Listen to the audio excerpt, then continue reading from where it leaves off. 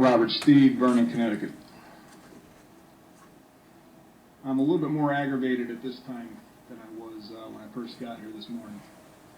This is the third day I've taken off of work to come here to, like so many of the rest of us, plead to you for us to keep our guns because of the actions of some wingnut in Newtown, Connecticut. If that isn't inherently wrong, I don't know what is. That these bills are even in proposed form is scary enough. That any of you could be possibly undecided is scary enough. What are you looking at? I applaud those that took so-called Firearms 101. But I can't for the life of me understand how this state can have as many gun laws on the books as it does and have members of its legislature need to take Firearms 101.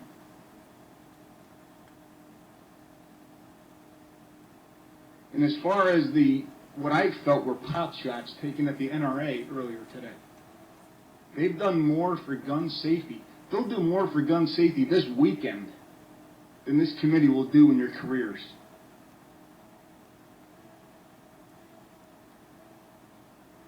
There aren't any gaps in the system every time something goes wrong and every time a crime is committed. Sometimes things are beyond your control. You can't control everything. Evil exists. Adam Lanza commits a crime, and I'm here to grovel and plead for my rights and explain to you that my firearms are kept safely. I keep hearing the word solution. We need to find a solution. You're not going to find a solution. It doesn't exist. You can't find a broad brush solution to evil. The media introduced Adam Lanza to the world, which he knew was going to happen, which is why he committed the crimes. They created him like they created James Holmes, the Columbine murderers. They introduced him to the world. They made him famous. And he got a victory because of the media. Now there's laws being proposed to steal our rights because of his actions. More victories for Adam Lanza. That you guys are undecided on that is despicable, any of you. That you may possibly pass any more gun proposals that restrict the rights of citizens in this state will give yet another victory posthumously to Adam Lanza. And that's the bottom line. I don't want to restrict the media because they have First Amendment rights, just like I don't want the Second Amendment restricted. But they should have there should be an ethical call to the media to stop making martyrs and heroes out of these murderous clowns. And I don't know how else to say it. Anyone have any questions? And thank you for coming before us. Does anyone have any questions? Thank you, Madam Chair. Just a quick comment. Yeah, you know, we feel your frustration, but I don't want you to think for one moment that your efforts aren't being heard here. It's because of the efforts of yourself and many of you here today and people in this legislature that this process has slowed down, because there was many in this building in leadership positions that wanted this bill passed a long time ago. So give yourselves credit for being here and for speaking up, because it has slowed the process down, and hopefully there will be a common sense approach at the end of this. So, you know, your words are being heard. Anyone else? Representative Microtel? Yes. I agree with you that evil exists. I agree with you that you shouldn't have to plead to keep your guns. But I disagree with you when you said we can't find a solution.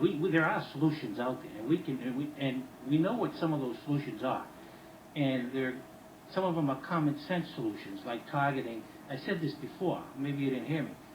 If we target the rogue gun dealers and sellers who are out there, who engage in the gun trafficking, you can make a significant dent in this issue. If you target the criminals, the repeat violent offenders, we can make a dent in this problem. There are things we can do. We shouldn't, and I hope my colleagues will agree that we shouldn't just throw up our hands and say the problem is too complex for us to solve. We can solve this. We're not going to end the violence because we live in an open, free, democratic society. And as long as we live in that open, free, democratic society, you're not going to be able to get a handle on all of the violence that happens in our society. Yes. You'll get a better handle on it maybe in a dictatorship where they just go in and take all your guns and lock down, and they have Big Brother watching all over you everywhere. They got cameras on every corner, cameras in every neighborhood. Then Well, we have some of that going on now. But we don't want to go down that road. So we have to deal with the challenge within this free and open democratic society, and it makes our job much more difficult. But may I follow up with that with one comment? The reason that your jobs are becoming so difficult is that you're coloring outside the lines of constitutional parameter. And that's the bottom line. You are trying to marriage up public safety with constitutional rights. The Constitution did not guarantee public safety. It guaranteed liberty. And sometimes what comes with liberty is tragedy, unfortunately. And that's what happens. well, I'm going to agree with you on that. I'm going to agree with you on that. Okay. But don't paint everyone with the same brush. No, but I need to speak to the entire committee. Right. I hear you, but don't paint us all with the same brush. Okay. But that's how we feel that we've been treated. Okay. Anyone else? Thank you very much. Anyone else? All right. Thank you for staying with us.